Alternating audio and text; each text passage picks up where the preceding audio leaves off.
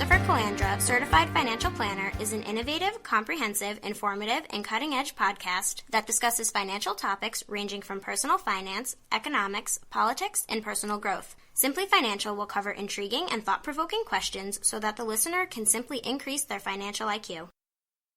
This is your host, Christopher Calandra, for this episode of the Simply Financial podcast. This is episode number 5 of season number 2. Today's topic is portfolio rebalancing in today's market. To begin with, let's discuss what is rebalancing. According to Investopedia, it is the process of buying and selling portions of your portfolio in order to set the weight of each asset class back to its original state. So it's fairly straightforward. The classic example that I could give you is that we might meet with a client and determine that they want to have 50% of their money in stocks and 50% of their money in bonds. We will have determined that that's the right risk allocation and fits with their goals and objectives. So 50-50. Now, if you fast forward 1 year later, depending on what the markets do, it might turn out that there's now 55% in stocks and 45% in bonds because the stocks, as expected, outperformed the bonds.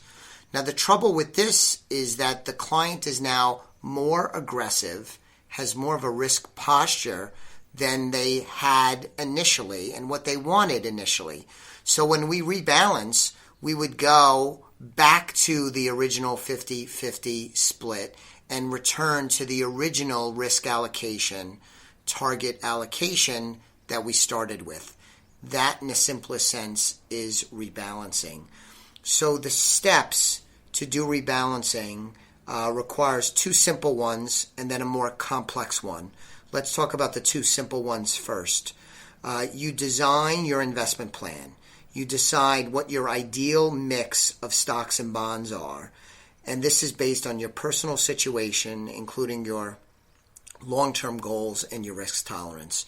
When you're working with a financial advisor, when you're working with me as a certified financial planner, we could walk clients and or prospects through this, and we do it all the time.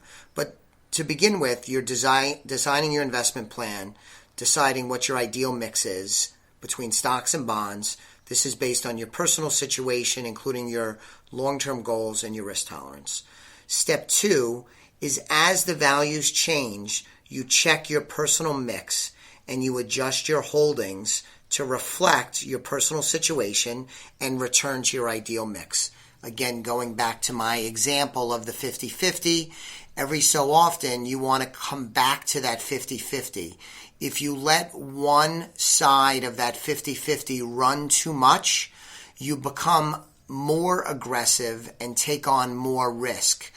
And so instead, on regular intervals, maybe quarterly, maybe semi-annually, maybe annually, you would return to that 50-50 in my example. So the 2 simple steps: design your plan, figure out how much you want to have in the different categories. It's got to be based on your own personal situation. And then step 2 is, as the values change, you check the mix and adjust your holdings to get back to your target allocations. So rebalancing does not assure superior investment performance. It does keep portfolios updated. It does help to give investors discipline. It also helps to pursue a buy low, sell high strategy. Because again, going back to my example, if you start out 50-50, the stocks do well. After a period of time, you're 55-45. When you rebalance back to 50-50, you're essentially selling stocks that could possibly be high, and that's why there was the run-up. And so you're taking some of those profits and putting it back into the other bucket, in my example, the bond bucket, which is typically more conservative, more stable. So that helps in the pursuit of the buy low, sell high strategy. Again, rebalancing does not assure superior performance. It does not guarantee against loss, but it is a very helpful strategy in the pursuit of long-term investment success. Now, I mentioned a moment ago that there's 3 steps. 2 are simple, one's a trickier third step because of where the markets are today. So often when we're doing rebalancing, we're rebalancing between bonds, also known as fixed income, and stocks. Bonds in today's market is very challenging. The bond market is very challenging. Interest rates have been low for quite a while now. They've been artificially low. The Federal Reserve has done an enormous amount over these last several years during the financial crisis and after the financial crisis to keep interest rates at what I consider artificially low levels. But the Federal Reserve has begun to raise interest rates. They raised interest rates 3 times in 2017. They're expected to raise interest rates 2 to 3 times in 2018. The thing you have to appreciate is that bonds have an inverse relationship to interest rates. So what that means in a very simple sense is that when interest rates go up, bond prices tend to go down. And when interest rates go down, bond prices tend to go up. It's an inverse relationship. So bonds will typically struggle in a rising interest rate environment, and that's the exact type of environment we find ourselves in. And again, I'm speaking in generalization. There are a multitude of different types of bonds, different maturities. There's a lot that goes into this. Not all bonds react the same way to interest rates, but as a general rule, know that bonds will struggle when interest rates go up, and they will thrive when interest rates go down. If you think about the history of the United States going back to the 1980s, beginning with 1980 through very recently, we had a very long period of declining interest rates. For those of you of the appropriate age, you could remember when mortgage rates and bank interest rates, CD rates, were double digits, 15, 16, 18%. But since 1980, if you were to look at a graph, you could see very convincingly that interest rates have been on the decline, and they leveled out to historic lows over the last couple of years coming out of the financial crisis. But now, many believe, including me and the rest of the team at Elliott Wealth Management, we believe that we have a notable change and that interest rates are on the rise, and that will probably continue for a while, which means that what worked for bonds for a very long time is not likely to work as well, or possibly not at all, given that we're in a rising interest rate environment for the first time in a very long time. So one of the risks in bonds is interest rate risk. So I'd like to give you an example. Let's say that I decide that I'm going to lend you money.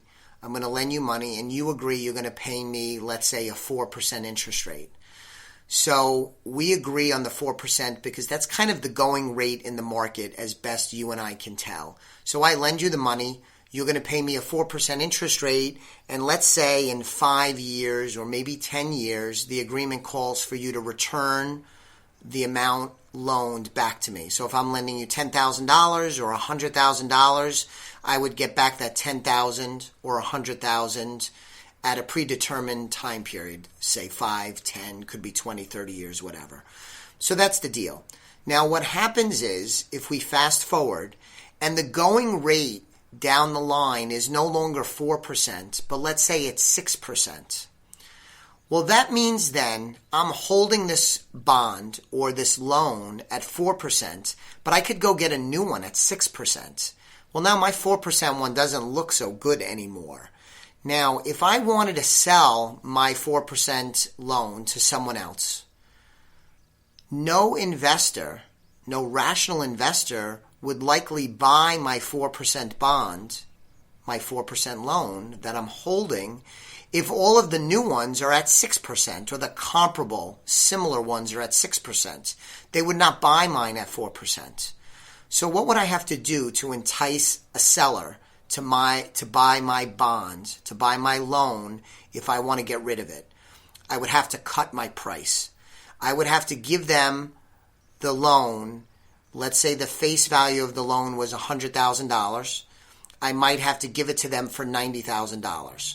So then they're getting 4%, which is lower than the going rate, but then they'll also get paid back $100,000 on something that they only paid $90,000. So hopefully I explained that well. But it's an example of if you have a bond, which is like a loan, and it's at an interest rate, if the going interest rate goes up over time, your bond becomes less attractive if you wanted to sell it. And the way that you would entice somebody to sell your lower interest rate loan or bond would be to cut the price. And so with the Federal Reserve having raised interest rates 3 times in 2017 and likely to raise interest rates another 2 to 3 times this year, we're experiencing a very challenging bond market. Now, I would like to explain that there are some options at the disposal of an investor where you could do certain things in the bond marketplace. There's a strategy called laddering where you have bonds coming due at regular intervals. So when they come due, you have a chance at reinvesting them at the new, potentially higher interest rate. You can stick to bonds or loans that have shorter maturities because something typically that comes due, say, next year is going to be less sensitive to rising interest rates compared to something that might come due in 30 years. So we have some tools at our disposal on the maturities and getting shorter term maturities.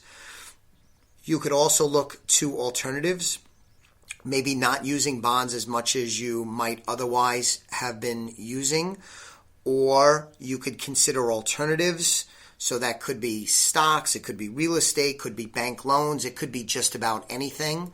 Not that there is a silver bullet, but there are options within the bond space that we look at, that we're using for clients to try and reflect what's happening in the marketplace and in the bond marketplace.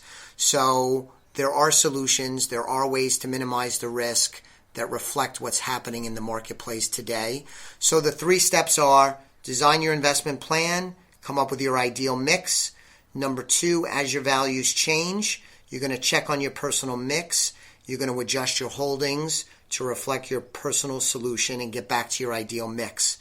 And then the 3rd step in today's market is to be very careful when it comes to the bond portion of your portfolio, because interest rates are going up and we are in an environment that we have not seen in a very long time. I'd like to take this opportunity to share with you a little bit of how we work at Elliott Wealth Management Services. We have a model portfolio program where we run portfolios for clients. We have 5 base portfolios that range from aggressive to conservative. So the most aggressive is the aggressive growth portfolio. Then we have the growth portfolio. Next is the balanced growth portfolio. We have the balanced income. And then lastly, the conservative income portfolio, the most conservative of the 5 base portfolios. When we figure out what we want to hold in these portfolios on behalf of clients, we have a rule-based system and a dynamic selection process to help us use comprehensive systems, technology. We're leveraging technology to help us dynamically select what we want to have in the portfolios. And what we're pursuing in the portfolios are risk-adjusted returns. So risk-adjusted returns is one of those fancy terms that financial people could throw around, but let me explain what I mean. Classically, if I ask someone, would you like to invest in this investment that did 10% or this other investment that also did 10%, most people, most of the time would say, Chris, it doesn't matter